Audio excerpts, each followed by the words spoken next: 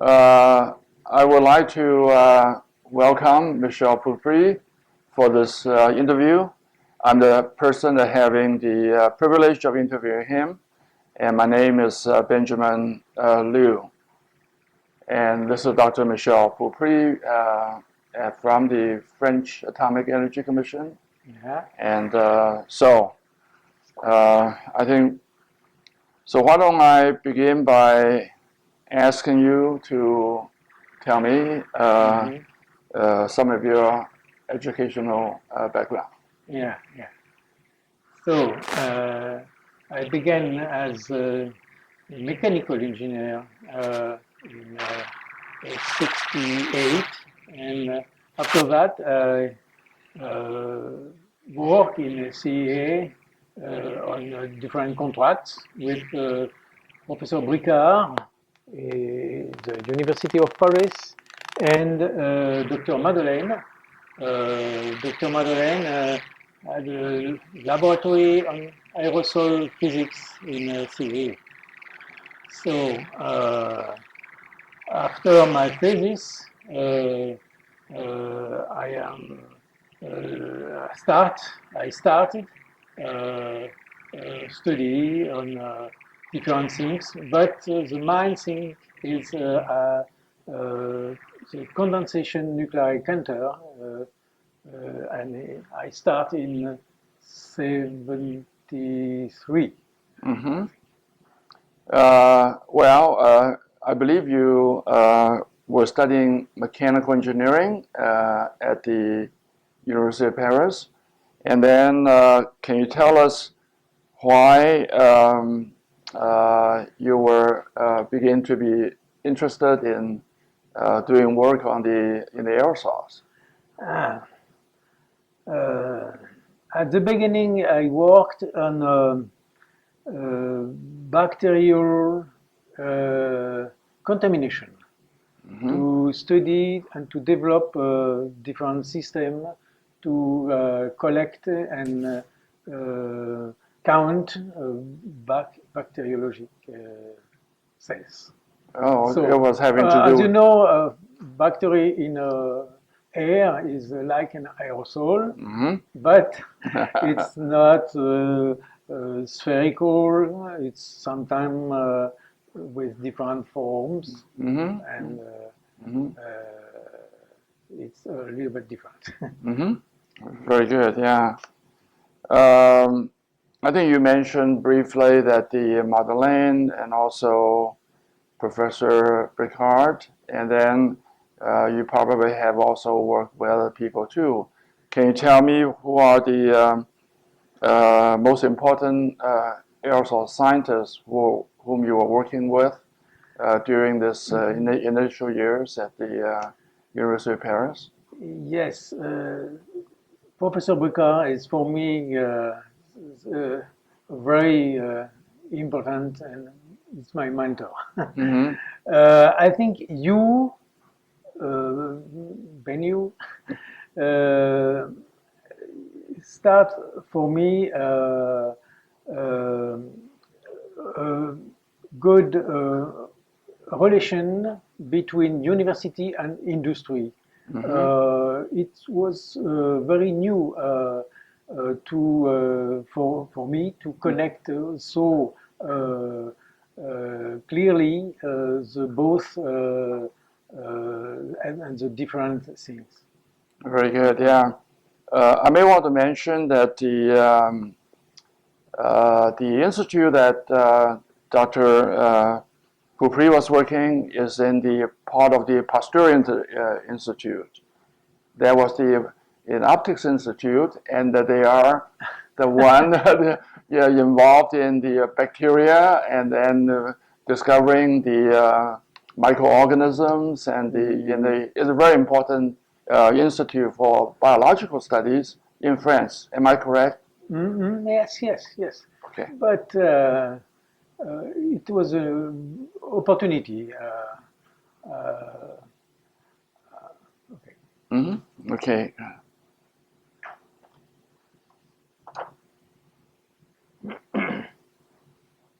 So you mentioned Dr. Guy Madeleine and also Dr. Bricard as being the important person that in your academic career. Can you mention perhaps some other people through a period of time that you have the opportunity to work in this area? Yes, yes. There are many people. I am not alone on this field, as you know. An engineer, Philippe Ress, worked during small time in the lab, and I continue this work after the departure of this engineer. And it was for me a very nice opportunity to develop new instruments in a very nice lab and with a good project. You know the real relationship between the lab, the French lab, and your lab in Minnesota. So you are, I think, you play a major role to connect the Bricard's laboratory and the TSI after the research, right? Because we transfer lessons to TSI. And yeah, good. I think you mentioned that you were one of the major focus of your research at the University of Paris, and later on at the CERA was involved in the condensation nucleus counter research and development. Can you tell us a little bit of why you were developing that instrument, and then how did you come about inventing this particular device that's very, very important to the aerosol scientists, even to today? So I am not the inventor. The first patent, I think, I remember it was in 1972. Dr. Madeleine and Philippe Ress developed a continuous flow system, very different from the precedent one, and to detect very low concentration of particles by single particle counting. The principle is the condensation of vapor on small particles to enlarge the particles and to see very easily with the light the diffusion of the light and count the particles in the flux. What is the chemical fluid that you use for the condensation? With water, it works a little bit, but with alcohol, N-butyl alcohol is much better. Okay, so you work with all three different working fluids in the development. Yes. That's very good.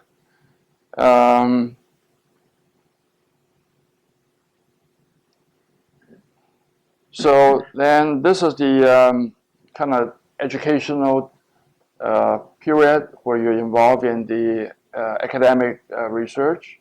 And then after you finish your study and the PhD is a Doctor of Science degree in University of Paris. What's the degree? Doctor Engineer. Doctor Engineer, okay, good. It's not exactly the same because it was engineer before, and only 2 or 3 years before we can have a diploma of a Doctor Engineer. Okay, sure. All right. Now it's the same. There are only one. Only once.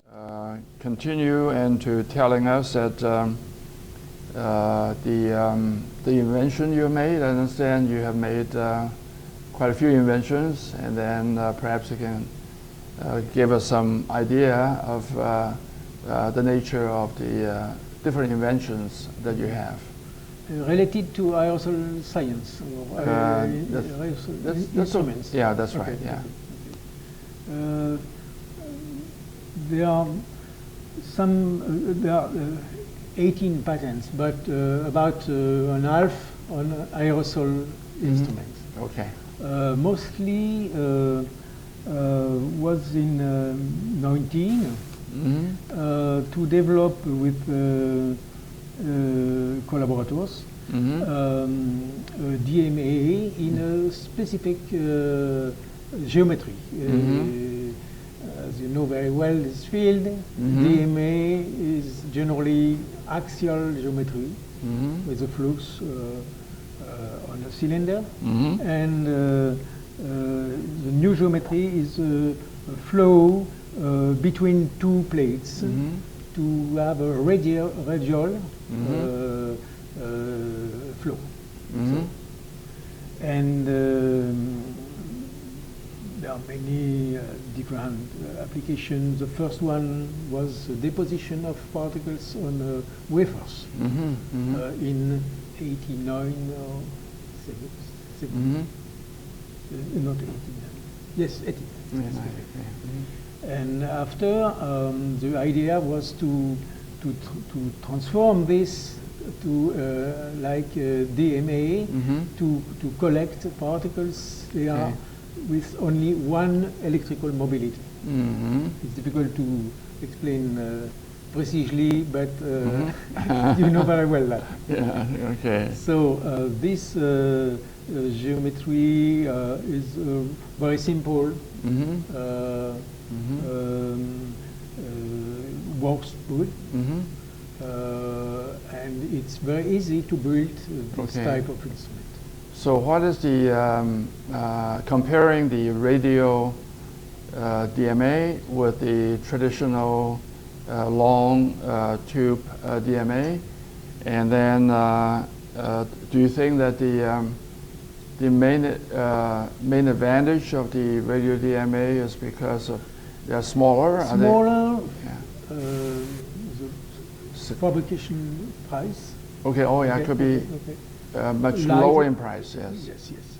Light, very light, and it's possible to miniaturize very easily. Okay. Good. Yeah. So then after you develop the single particle detection CPC, and how was the instrument commercialized? For the CPC. For the CPC, yeah. Yes, for the CPC. Because for the radial DMA, there are another cycle. Okay, yeah. For the CPC, after the development of this instrument in Paris, we transferred the technology to TSI in 75. In 1975. 75. 1 year before, you remember we worked together to qualify, to calibrate the first prototype I developed in France. And after this calibration, with some problems, naturally, TSI start the construction of the prototype. Yes, good. I was 2 or 3 weeks in TSI in 75, 76 to start and to improve. But after 2 years, maybe 2 or 3 years, the first CNC are being commercialized. Oh, okay. Yeah. Maybe it's 81. Well, I think that you should be very proud of your development of the CBC, which becomes one of the, the most important instruments for aerosol research. Probably there are more CBC, CNC developed over the years for aerosol research. Almost every single laboratory involved in small particle aerosol research, they would at least use the CBC. Yeah. So congratulations to you for the very important piece of work. Thank you, thank you. Yeah. You play a very important role. Thank you. Is it for you impressive to know the big number of CPC there are now in the world? Good.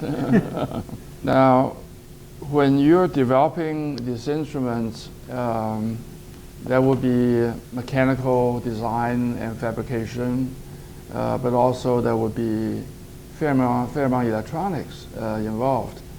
So did you do the electronics yourself, or did you have some help from someone else? Yes. Okay. Yes. Yeah. A big help from specialists in electronics. Okay. I developed only some mechanical parts. Okay. Thanks for the help. Yeah. Are there any persons specifically you may want to mention that have helped you in developing the electronics and so forth? In DSI, Gil Sem is a very important mentor for me too, because he knows very well what is the best way to go to commercialize a very right instrument. Very good. Now that you have started from a young person in the 20s, you're now about 70 years old? Yes. Okay. And then this is a long period. Now, if you had to start over again, would you do the same thing, or you would have chosen to do something different? That may be a difficult question to answer. As you know, I have many contacts with David Puy too. Yes. So this type of contact encouraged me to sometimes to continue. But it's very interesting to start another life independently of the aerosol physics. Okay, good. So I think one thing is very important is to work with young people, and I have the opportunity since 2 or 3 years to work in CAA as a consultant and work with young people and other scientists. It's very, very interesting. I understand that you have many talents besides just the research in the laboratory. Can you tell us about some of your hobbies and some other personal interests that you have? You feel that you can tell the rest of the colleague about you a little bit more about yourself. Yes, I am not a theoretical scientist, so more I prefer largely practical things, and for example, I like works in my garage to construct, to build different things. And the first radial DMA come from my garage. Oh, Yes, yeah. You actually build it yourself? Some parts for the okay. first one. Okay, Yes. So It's a do hobby. you have a lathe that you can I have a tool, a tool? Turning tool? turning tool. Turning tool, yeah, yeah. Drehbank in Germany. Oh, and okay, tool okay. in France. Small one? Small. Okay, yeah, okay. Yeah, tool. Yeah, yeah, sure, good. And my hobby is the countryside. Okay. So you have a garden? Vegetables. Oh, you grow vegetables, okay. David Puy, no. Okay. Very well. We come 2 times in my home. Good. All right, thank you so much. Thank you. Thank you. Yeah, Thank you, man. Mhm.